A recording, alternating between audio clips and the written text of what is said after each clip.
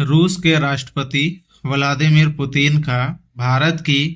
विशेष दौरे पर आना आर्थिक और राजनीतिक के साथ साथ राजनयिक रूप से महत्वपूर्ण है। रूस के राष्ट्रपति पुतिन जब भारत आए तो उसका भव्य स्वागत किया गया और उन्होंने 19 समझौते पर हस्ताक्षर किए, जिसमें सबसे महत्वपूर्ण समझौता रिलोस को लेकर के हुआ। रिलोस, जिसे आप reciprocal exchange of logistic support के नाम से जानते हैं। आपको बता दें कि रिलोस एक ऐसा समझौता है जिसके तहत अगर भारत को जरूरत पड़ी तो भारत का जो भी क्षेत्रीय सीमा है, सारे के सारे ज्योग्राफिकल एरिया का सुरक्षा रूस की सेना करेगी और जब भी रूस को जरूरत पड़ेगी तो भारत अपनी सेना भेजेगा। इस हिसाब से देखेंगे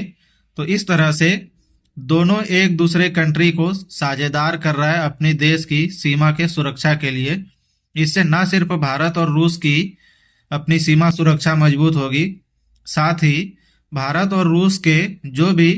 अन्य विरोधी दल है उसको भी बहुत बड़ा एक चुनौती का सामना करना पड़ेगा। जब भी उभरते हुए दो नेशंस के खिलाफ कोई किसी भी तरह का कार्रवाई करेगा, उसको सबसे पहले सोचना पड़ेगा कि इनके खिलाफ अगर हम कोई भी कड़ा कदम लेंगे तो दूसरा कंट्री जो काफ़ी पावरफुल है वो एक दूसरे के सपोर्ट में उतर जाएंगे